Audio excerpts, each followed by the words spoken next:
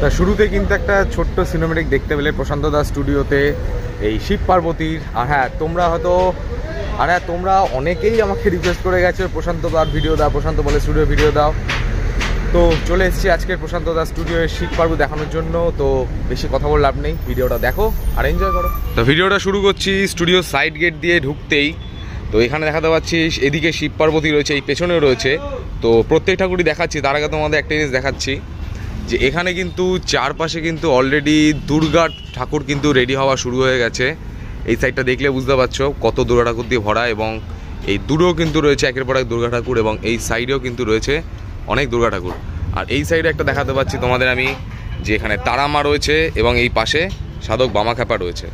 মানে এটা হয়তো কোনো কালী পুজো তো সামনেই রয়েছে, তো ওই কালী পুজোর জন্য হয়তো তৈরি হয়েছে এই তারা মা। দেখতেই পাচ্ছ যথেষ্ট সুন্দর কাজ লাগছে।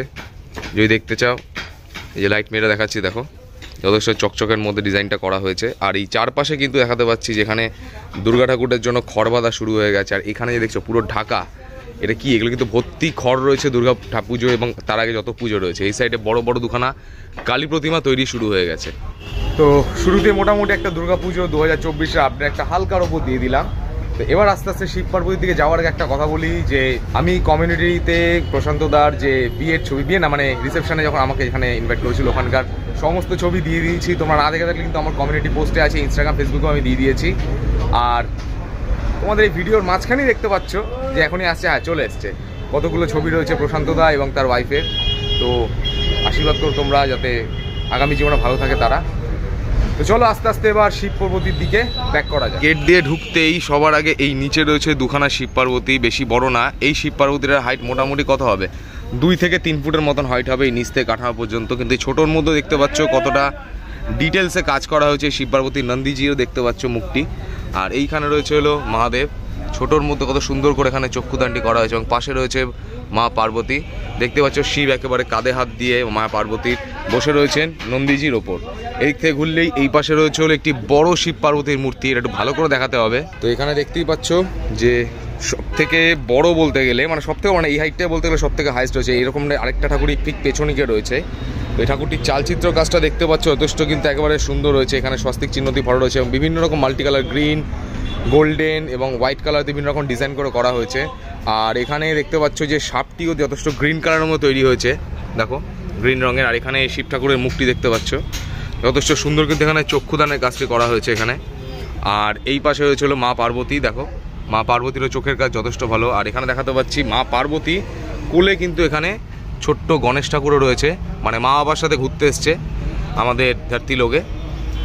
আর এইখানে কিন্তু উনি আস্তে আস্তে গণেশের যে ধুতি রয়েছে, ধুতির সামনে যে বর্ডারগুলো উনি আস্তে আস্তে বাজছে, এবং গণেশের হাতেও রয়েছে একটি, এটা আস্তে আস্তে বাজছে। আর এখানে যদি পুরো শিব ঠাকুর আর পার্বতী ঠাকুরের যে দূর থেকে দেখাই, দেখতে পাচ্ছ বাঘের ছাল পরে শিব ঠাকুর পায়ের মধ্যে চপ্পল পরে, এটা আমি ফার্স্ট টাইম দেখলাম, অনেকদিন দেখিনি, মানে শিব ঠাকুর চপ্পল পরে রয়েছে। আর এখানে পার্বতী দেবী দেখতে পাচ্ছ লাল রঙের একটি সুন্দর বেনারসি শাড়ি পরিয়ে কিন্তু এখানে সাজিয়ে তুলিয়ে বসিয়ে দেওয়া হয়েছে মাকে। এই হলো পুরো শিব ঠাকুরটা, এবং এর পেছনেই রয়েছে আরও একটি শিব পার্বতী। ঠিক এই ঠাকুরটার পেছনেই দেখতে পাচ্ছ এই যে এইখানেই রয়েছে শিব পার্বতী। এখানে ছোটোর মধ্যে কিন্তু এই ঠাকুরটার হাইট আমার যত সময় মনে হচ্ছে ওই 4 ফুটের মতন হবে।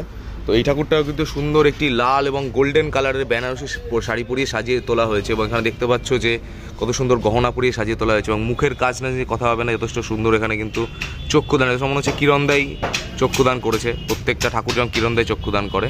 আর এই পাশে রয়েছে হলো বাবা ভোলেনাথকে সুন্দরভাবে তৈরি করেছে। আর এখানে উনি আস্তে আস্তে বার্নিশ দিচ্ছে যাতে আরও চকচকে লাগে সাপের জায়গাগুলো এবং শিব ঠাকুরকে। আর দেখতে পাচ্ছ নীল কণ্ঠ কানে নিয়ে কিন্তু মহাদেব এখানে বসে রয়েছেন, আশীর্বাদ করছেন। আর এখানে নন্দী মহারাজও রয়েছেন। তো এই শিব ঠাকুরের কিন্তু আপাতত যে এখানে ছাল থাকে, যে বাঘের ছাল, সেটা এখনো কালার বাকি রয়েছে, সেটা আস্তে আস্তে হবে। আর রুদ্রাক্ষর মধ্যে দেখতে পাচ্ছ যে এই ঠাকুরটা রয়েছে সেম টু সেম গোল্ডেন এবং খয়েরি কালারের মধ্যে, ঠিক এই ঠাকুরটারও যেমন রয়েছে। এবং পাশের এই ঠাকুরটা যেটা দেখালাম, এই ঠাকুরটারও কিন্তু গোল্ডেন এবং খয়েরি কালারের মধ্যে কিন্তু এই রুদ্রাক্ষটা রয়েছে।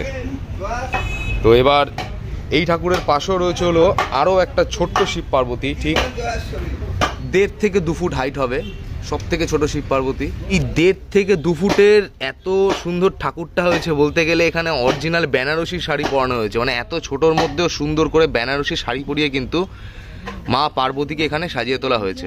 মহাদেবকে দেখতে পাচ্ছ যথেষ্ট সুন্দর এখানে রূপটি করা হয়েছে, এবং চোখের কাজ দেখলে তো কোনো তুলনাই হবে না, এতটা সুন্দর লাগছে। তো এই হলো আপাতত প্রশান্ত দাস স্টুডিওয়ের একটি, দুটি, তিনটি এবং এই পাশে 4টে শিব পার্বতী ঠাকুর। তো কেমন লাগলো অবশ্যই জানিও। আর এরপরে আমি নেক্সট প্রশান্ত দাস স্টুডিও আসছি যখন অন্নপূর্ণা ঠাকুর কিন্তু আবার তৈরি হবে। মোটামুটি বড় বড় অন্নপূর্ণা ঠাকুর হয়, যদি তোমরা না দেখে থাকো আগের বছরের ভিডিওটা আমার দেওয়া রয়েছে, উপরে আই বাটনের মধ্যে ডেসক্রিপশন দিয়ে ওখান থেকে চেক আউট করে নিতে পারো। তো চলো আজকে এখান থেকে বেরিয়ে যাচ্ছি, তোমাদের সবার রিকোয়েস্ট আমি রাখলাম। তো দেখা হচ্ছে আস্তে আস্তে নেক্সট ভিডিওর মাধ্যমে তোমাদের সাথে। So tata.